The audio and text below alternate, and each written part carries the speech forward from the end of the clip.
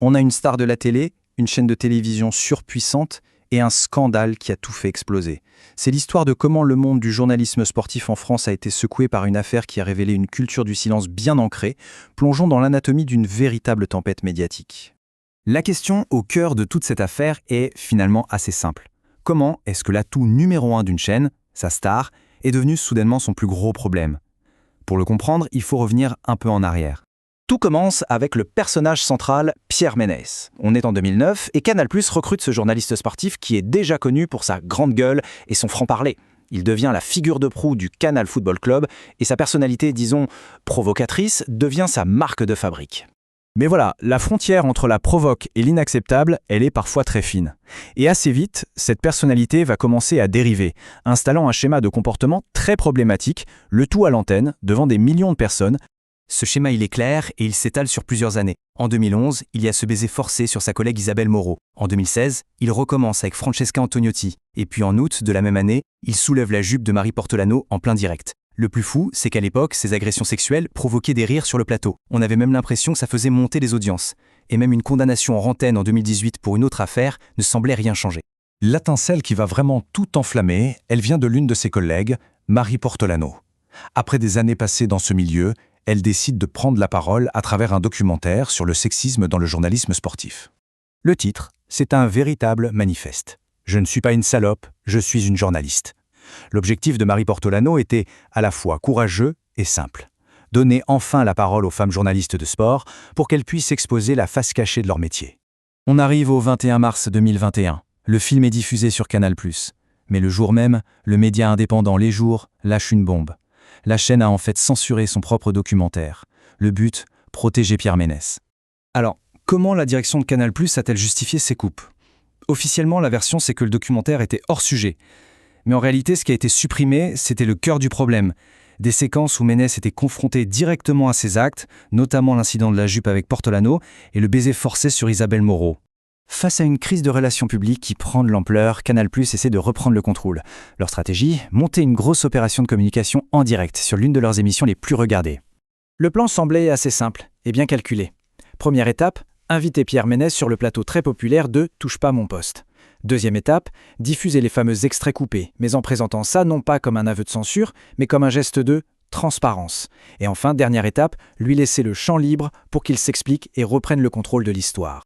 Quand on le confronte à l'incident de la jupe, dont il prétend d'ailleurs ne pas se souvenir, sa justification est sidérante. Il déclare « C'est sûr que si tu étais un mec, j'aurais pas soulevé ta jupe, ça c'est évident ». Une défense qui, bien sûr, n'a fait qu'envenimer les choses.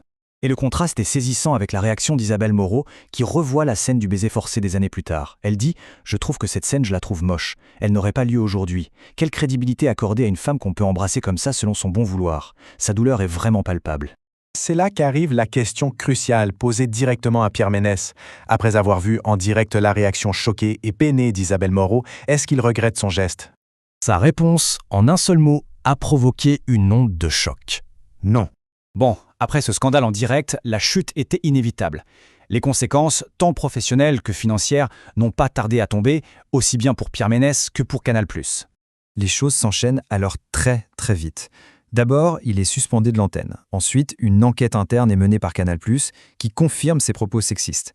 Et finalement, il quitte la chaîne. On parle d'un départ négocié. Et ce départ négocié, il s'est accompagné d'une somme assez conséquente. Pierre Ménès a reçu 162 000 € de la part de Canal+, officiellement en réparation de son préjudice moral. On pourrait penser que l'affaire s'arrête là, mais pas du tout. Des années plus tard, en mars 2024, la situation s'inverse sur le plan judiciaire. C'est Pierre Ménès qui porte plainte pour diffamation contre Marie Portolano. Pourquoi? Pour avoir simplement évoqué l'incident de la jupe dans son livre, sans même le nommer. Tout ça nous amène à une question beaucoup plus large. Est-ce qu'il s'agissait uniquement du comportement d'un seul homme, ou est-ce que le problème était plus profond? Marie Portolano a utilisé une métaphore très puissante, l'arbre qui cachait la forêt. Et il y a un détail révélé par Marie Portolano qui éclaire bien cette idée de forêt. Juste après l'incident de la jupe, elle raconte avoir voulu porter plainte pour agression sexuelle, mais la direction de la chaîne l'en aurait dissuadée, en lui expliquant que ça nuirait à l'émission, et donc, par la même occasion, à sa propre carrière. On se retrouve donc face à deux visions des choses. D'un côté, l'idée que Pierre Ménès était une personnalité excessive et que le problème se limitait à son comportement à lui, et de l'autre, l'argument de Marie Portolano qui parle d'un système patriarcal, un système qui encourageait ce type de comportement chez les hommes. Et cette citation, elle illustre parfaitement cette deuxième perspective. Pour Portolano, Ménès est devenu le bouc émissaire parfait. Elle dit « Il a été l'arbre qui cache la forêt. Tout le système a été bien content de se cacher derrière lui. » En fait, ça porte un nom. On parle d'un environnement complaisant. C'est un contexte où des actes répréhensibles peuvent se produire parce que la hiérarchie les autorise, que ce soit implicitement ou explicitement. Comme le résume une avocate dans le documentaire, il n'y a de passage à l'acte que dans un environnement complaisant. Ce qui nous laisse avec une question fondamentale et qui dépasse largement cette seule affaire, où est-ce qu'on situe la frontière entre une culture d'entreprise et un véritable système de complicité ? La réponse à cette question définit peut-être la responsabilité non seulement d'un individu, mais de toute une organisation.